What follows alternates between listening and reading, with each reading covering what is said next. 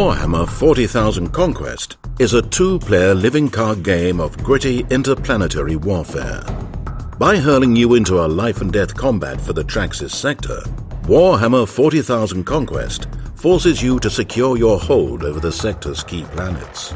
You must balance the concerns of present battles and future conquests as your warlord leads your armies to glorious victory.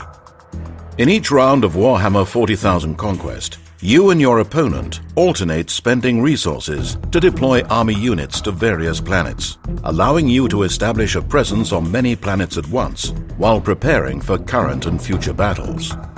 Each planet possesses one or more symbols in the upper left-hand corner, identifying that planet's strategic value, whether material, strong point, or technological.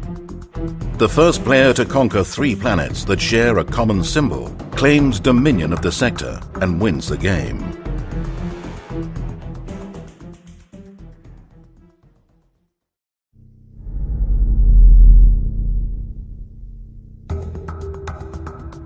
At the start of the game, each player chooses which warlord he wishes to command, placing his warlord, deck, and command dial in front of him in an area referred to as his headquarters. The players then shuffle the 10 planet cards and deal 7 of them in a line face down between both players' headquarters. The player who holds the initiative token starts the game by revealing the first 5 planet cards from left to right. The final 2 planets remain face down, and the first planet token is placed on the furthest planet to the left. In the following play example, Player 1 is commanding Nasdreg and the brute ferocity of the Orcs, while Player 2 is commanding Captain Cato Sicarius and his fearsome Space Marines. Each player draws a number of cards equal to his warlord's starting hand size value. In this case, both players draw 7 cards. Each player also takes a number of resources equal to his warlord's starting resource value, also 7, and places them in his resource pool.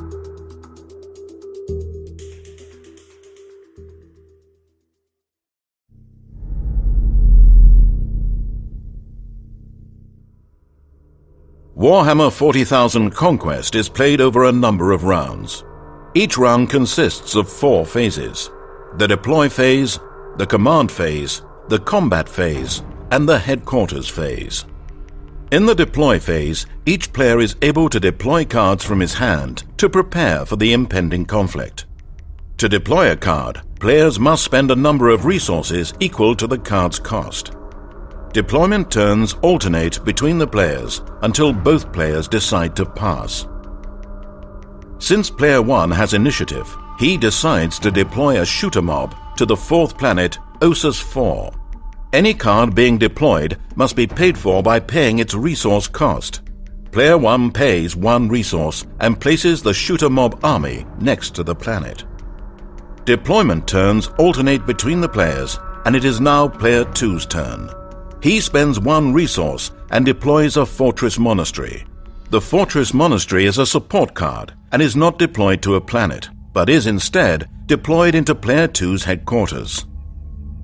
Player 1 now deploys a Sniveling Grot, which has a deployment cost of 0 to the 3rd planet Ferrin. Player 2 then deploys a 10th Company Scout to the 3rd planet Ferrin. Normally this would cost 1 resource. However, the interrupt effect of the Fortress Monastery reads, when you deploy a Space Marines unit, exhaust this support to reduce that unit's cost by 1. Exhausting a card rotates it 90 degrees to show that the card has been used. Player 2 is now able to deploy his 10th Company Scout for free. Player 1 next spends 1 resource and deploys a Goth Boys army to the 1st planet, Balus. Player 2 then pays 6 resources and deploys his Ultramarines Dreadnought to Balus. Player 1 decides to pay 3 resources to deploy his Weird Boy Maniac to Balus. The Weird Boy Maniac has a reaction that reads, after this unit enters play, deal 1 damage to each other unit at this planet. Player 1 decides to trigger this ability, and 1 damage is placed on the Goth Boys, and 1 damage is placed on Player 2's Ultramarines Dreadnought. Player 2 is now forced to pass, as he has no resources to pay for additional deployments. Player 1 decides to deploy a snivelling grot, which has a deployment cost of 0 to Balus. Since Player 2 was forced to pass, Player 1 may take another deployment turn, but decides to pass, keeping 2 unspent resources. When both players have passed, the deploy phase is complete, and play moves to the command phase.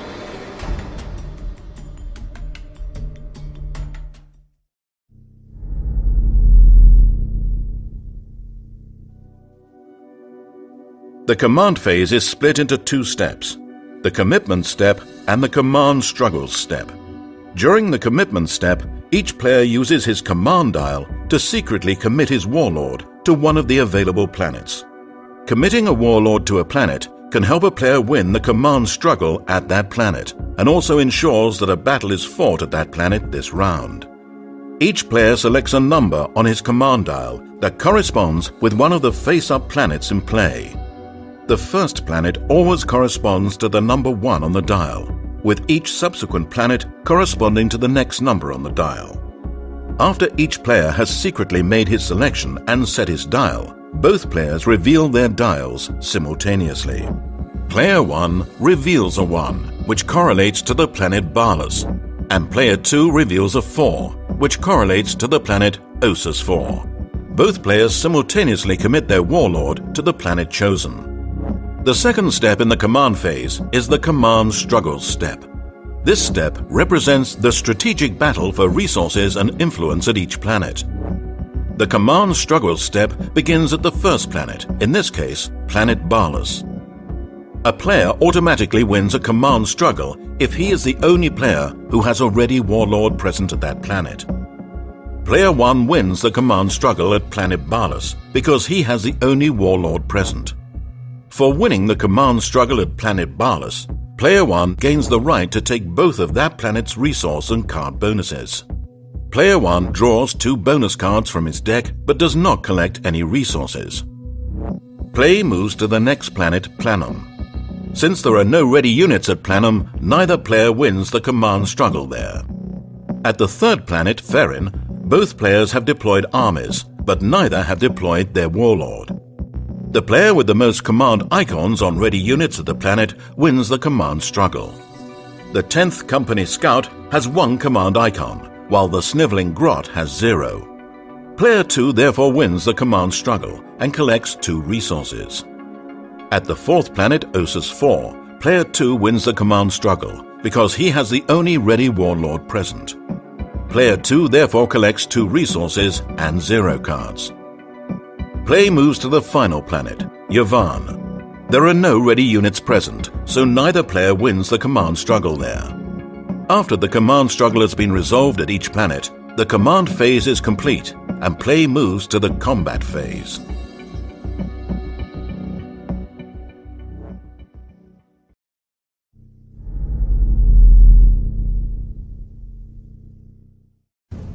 The combat phase represents the direct clash of armies on the field of battle.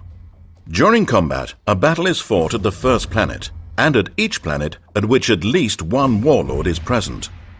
When a player wins a battle at the first planet, he also wins that planet and places it in his victory display. If a player's warlord is the only warlord at the planet at the beginning of the battle, that player automatically has initiative for the battle, irregardless of which player currently holds the initiative token. Balus is currently the first planet, and Player 1's warlord, Nazdreg, is the only warlord present, so Player 1 automatically has the initiative for this battle and will attack first. Player 1 declares that he is attacking Player 2's Ultramarines Dreadnought with his Goth Boys, rotating the card 90 degrees to show that it has become exhausted.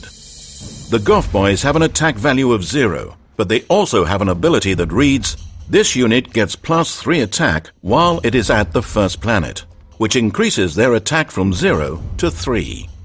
Additionally, the Orc Warlord, Nazdreg, has an ability that grants each unit at this planet the Brutal keyword. This grants each unit a +1 attack for each damage that unit has taken. The Goth Boy's attack is increased from 3 to 4. Some cards have shield icons displayed beneath their card type. When a unit is assigned damage, the controlling player may discard one shield card from his hand to prevent an amount of damage equal to the number of shield icons on the card. Player 2 decides to discard his Thalassarian Tempest Blade as a shield, which prevents 3 of the 4 incoming damage. Damage tokens equal to the amount of remaining damage are placed on the Ultramarine's Dreadnought. It is now Player 2's turn to attack. He exhausts his Ultramarine's Dreadnought and declares Nazdreg as the target, inflicting 8 damage. Player 1 decides to discard his Cyborg body, which has 3 shield icons, in order to reduce the amount of damage by 3, and 5 damage tokens are placed on Nazdreg. Player 1 now chooses to exhaust Nazdreg and attacks the Ultramarine's Dreadnought.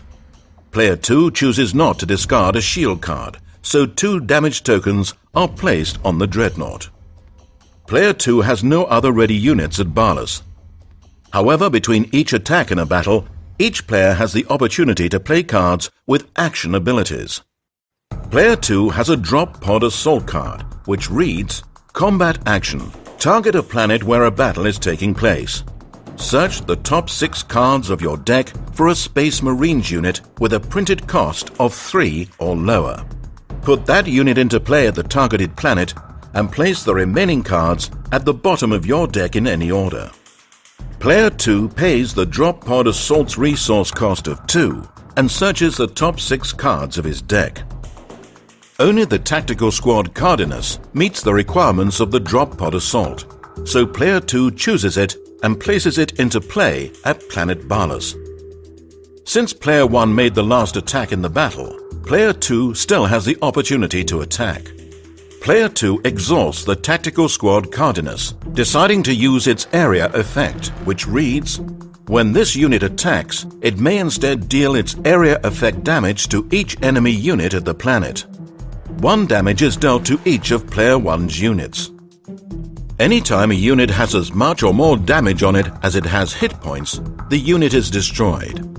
Player 1 decides to exhaust his Weird Boy Maniac and attacks Player 2's Ultramarine's Dreadnought, dealing 2 attack value damage and 1 bonus attack damage because it gains Brutal from Nazdreg. All units of the planet are now exhausted, which marks the end of the combat round. But the battle is not yet over. Each unit is returned to the ready position, and each player has the opportunity to retreat any number of his units in the battle by returning them to his headquarters. Neither player decides to retreat any units, and the combat at Planet Balas continues. Player 1 has the initiative, so he makes the first attack. He exhausts his Weird Boy Maniac and deals 2 attack value damage and 1 bonus attack damage, because it gains Brutal from Nazdreg to the Ultramarine's Dreadnought, destroying it. Player 2 responds by exhausting his Tactical Squad Cardinus to perform its area effect attack, dealing 1 damage to the Weird Boy Maniac and 1 damage to Nazdreg. Nazdreg has sustained enough damage to equal his hit point value. However, unlike armies, warlords have a hail state and a blooded state. When a warlord equals or exceeds his hit point value, he is flipped to his blooded state and is forced to retreat to his headquarters. When a warlord is blooded, it loses much of its utility, and if a blooded warlord is defeated, the player loses the game. All the units of Balas are once again exhausted, which marks the end of the combat round. Since there are still units of Balas, all units are refreshed, and the battle continues until all units are destroyed or have retreated to their headquarters. Player 2, knowing that he will be defeated, decides to concede control of Balas and retreats his Tactical Squad Cardinus to his headquarters. Only Player 1 now controls any units at the planet, so he is the winner of the battle. He now has the option to trigger the planet's battle effect, which reads, Discard 1 card at random from your opponent's hand. He decides to trigger the effect, and Player 2 is forced to discard 1 card at random. Since Planet Balas is the first planet, Player 1 claims it for his victory display. If he can claim 2 more planets with the green strongpoint symbol, he will win the game. The first planet token remains in the area vacated by Balas until it is moved during the headquarters phase. The combat phase continues to the next planet, Planum. Since there is not a warlord currently at this planet, no battle takes place, and play continues to the next planet, Ferrin. Both Player 1 and Player 2 have armies stationed at Ferrin. However, since there is not a warlord present, a battle does not take place, and play continues to the next planet, Ossus 4. Player 2 has deployed his warlord to Ossus 4. This triggers a battle. Since Player 2 has the only warlord present, he gains initiative and attacks first. Player 2 exhausts Captain Cato Sicarius, dealing 2 damage to Player 1's shooter mob, destroying it. Captain Sicarius also has a special reaction which reads, after an enemy unit at this planet is destroyed, gain 1 resource. Player 2 has the only remaining unit at planet Ossus 4, so he wins the battle and decides to trigger the planet's battle effect which reads, take 1 resource from your opponent. When a player wins a battle at a planet where his warlord was present, his warlord returns to his headquarters, maintaining the state he was in at the end of battle. Because Ossus 4 is not the first planet, it is not claimed as a victory, and play moves to the next planet, Yavin. Neither player has a unit at Yavin, so play proceeds to the headquarters phase.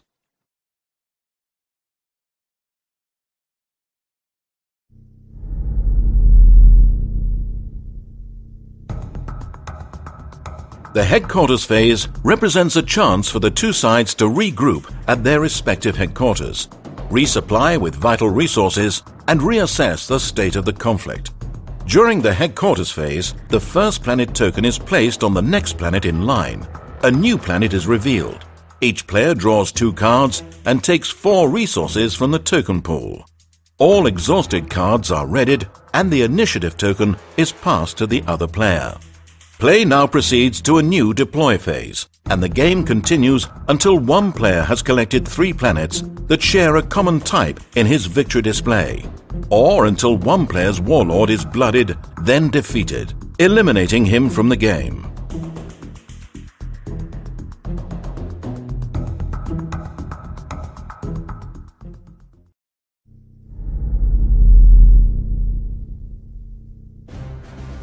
In addition to exciting out-of-the-box play with the pre-constructed starter decks, Warhammer 40,000 Conquest is also a living card game that allows players to construct a deck that opens up new layers of possibility and function. Players begin constructing a deck by first selecting a warlord and his 8 signature cards. The 8 cards from the chosen warlord's signature squad can be identified by the card's unique signature squad number, which matches the number of its warlord. After selecting a warlord and his signature squad, players may add up to 3 of any non-signature support, event, attachment, or army unit cards that belong to his warlord's faction and that are neutral to his deck. Additionally, players may add up to 3 of any unit, support, event, or attachment cards from one and only one of his 2 neighboring factions on the alignment wheel, as long as those cards do not have a loyal or signature symbol. The 41st millennium is an age of warfare and darkness. Summon your warlord and his armies and march to glorious victory. The battle for conquest has begun.